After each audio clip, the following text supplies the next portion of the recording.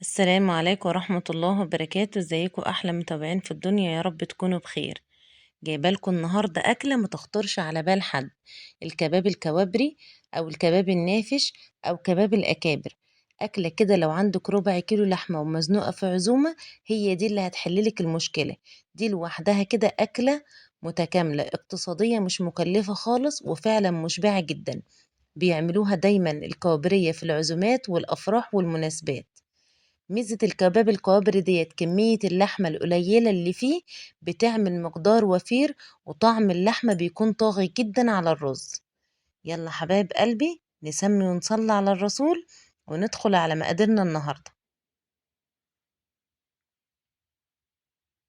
معايا هنا ربع كيلو من اللحمة، ومعاها قطعة من اللية أو أي دهنة، ومعايا هنا بصل وتوم وقرن شطة حراق حسب الرغبة، ومعايا خضرة مشكلة، وكيلو من الرز او كيلو الا ربع، ومعايا كزبره وكمون وبهارات وفلفل اسمر وبيكنج باودر او بيكنج صودا. خلاص كده المقادير. هنا معايا البصل والثوم في الكبه، بفرمهم كويس قوي. بفرم البصل والثوم لوحدهم الاول، عشان لو فرمتهم مع اللحمه الثوم مش هيتفرم كويس. خلاص كده. ومعايا بقى الكبه اللي معايا الكبيره او الانسر ماشين، بنزل بقى بقطعه من الدهن او قطعه من الليه. دي باحب أحطها مع اللحمة عشان بتسمّغ لي اللحمة كويس أوي. وبانزل بقى بالربع كيلو اللحمة اللي معايا،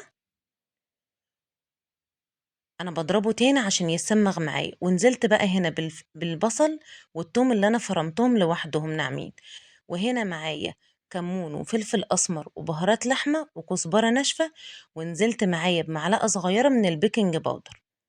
ونزلت هنا بقرن شطة حراق حسب الرغبة زي ما قلت لكم. وهنا خضرة مشكلة، في ناس بتقول كزبرة وشبت، وفي ناس بتقول بقدونس وشبت. أنا بصراحة بنزل بالخضرة على بعضها مشكلة مع بعض، 3 أنواع. نزلت بقى بمعلقتين صغيرين من الملح، وهضرب الخليط ده كله مع بعضه لحد ما يبقى قوامه يعني ناعم قوي، عشان اللحمة تتسمغ قوي معايا، ودي نقطة مهمة جدا. هنا معايا كيلو الا ربع من الرز على ربع كيلو لحمة، وممكن على فكرة تنزلوا بكيلو رز كامل وعلى ضمانتي عادي جدا. الربع كيلو بياخد كيلو رز، ربع كيلو لحمة بياخد كيلو رز، وما تقلقوش من الكمية دي. قلتلكوا الميزة الكباب الكوابري دي كمية اللحمة القليلة اللي فيه دي بتعمل مقدار وفير، والطعم بتاع اللحمة بيكون طاغي على الرز، يعني تحسوا ان هو الاكتر لحمة. خلاص كده. انا بفضل اقلبهم مع بعض كده، بسمغهم او بمكسهم كويس قوي لحد ما تتسمغ معايا. يعني ايه تتسمغ؟ يعني تحس ان هي بتلزق كده.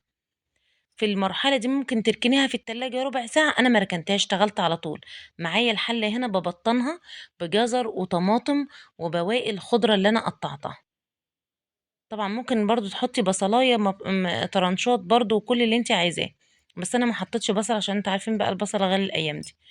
هنا في شويه من الزيت، بيدوب بلمس الزيت كده، بدهن ايدي بالزيت، وباخد قطعة صغيرة من الرز، ما بكترش، عشان كده كده الرز دوت او الكفتة بتاعتي او الكباب بتاعي لسه هيزيد تاني، حجمه هيتضاعف. ومعايا واحد من الشيش، واحدة من الخل او من الشيش اللي انتوا شايفين دي كده، وببدأ اعملها اصبعها على الشيش. التجويف اللي انا بعمله جوه الكفتة ده بيدخل الصلصة جوه الكفتة، وبيسويها من جوه ومن بره، بتخلي طعمها تحفة. اهم حاجه بصبعها. ممكن تصبعوها كده عادي زي الكفته من غير ما تعملوا التجويف ده، بس التجويف زي ما قلت لكم بيخلي الصلصه تدخل جوه صباع الكباب اللي احنا عاملينه دوت، وبيسويها من جوه ومن بره، وبيخليها مفرغه. تعالوا بقى نقول ايه بقى مهمه ايه هي اهميه البيكنج باودر.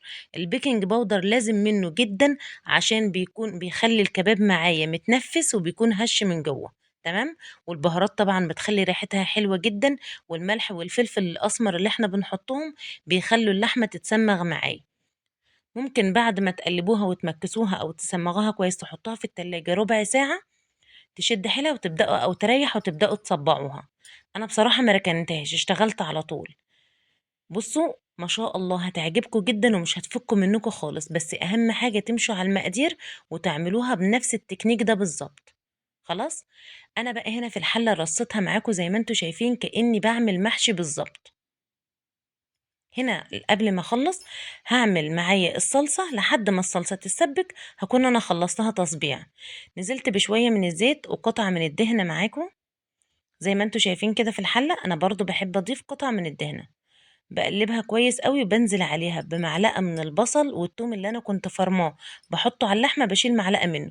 وممكن ما تعملوش الخطوة دي برضه خالص، يا دوب تسخّنوا الزيت أو السمنة وتنزلوا بيها إيه، على طول بالصلصة. خلاص، أنا قلّبتها يا دوب تقليبتين كده. أنا بقى معايا الصلصة دي زي ما قُلت لكم اللي أنا عاملاها معاكم شايلاها في الفريزر، لو حابين تشوفوها ارجعوا الفيديو للصلصة تاني. طبعًا اللي مش عنده كده بيحط شوية من الصلصة أو بيفرم طماطم في الشفشق أو بيحطها، وأهم حاجة ما تنسوش معلقة صغيرة من السكر. أنا طبعًا حاطة عليها السكر بتاعها ومضبطاها ومجهزاها من كُلّه. نزلت بالصلصة كده زي ما أنتم شايفين أقلّبها تقليبتين وأغطّيها وأسيبها تتسبك مع نفسها شوية. لحد ما أحس إن الزيت فصل كده أو المادة الدهنية فصلت عن الصلصة، هاعرف إن هي اتسبكت كويس. بابدأ بقى أزوّدها شوربة. الشوربة دي مهمة جدًا في المرحلة دي. ما فيش شوربة بقى ممكن تزوّدوها مَيّة بقى وتضبّطوها. هنا وريتكم إن أنا صبّعتها كلّها، باصبّعها وبارصّها كإني باتعامل معاها معاملة المحشي بالضبط، كإني باعمل محشي كرنب بالضبط. باصبّعها وارصّها كلّها جنب بعضها، وبابدأ بعد كده أسقيها. أهم حاجة باخلّي الشوربة تكون واصلة لآخر رصّة معايا أو آخر سطر معايا. خلاص باحطها على البوتاجاز يا دوب تغلي شوية وتتشرّب وأبدأ أوطّي عليها لحد ما تستوي. هي كده خلاص ما شاء الله استوت معانا. شايفين بقى، شايفين متماسكة إزاي؟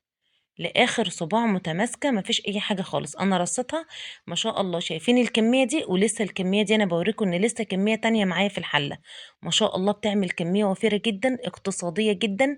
بجد لمّا تدوقوا طعمها هتحسوا إن هي كلها لحمة، رغم إن هي من ربع كيلو لحمة. يالّا حبايب قلبي جربوا الوصفة دي وما تنسوش تقولوا لي رأيكم في الكومنتات، ولو فعلًا تستاهل ما تنسوش اللايك والشير. والسلام عليكم ورحمة الله وبركاته.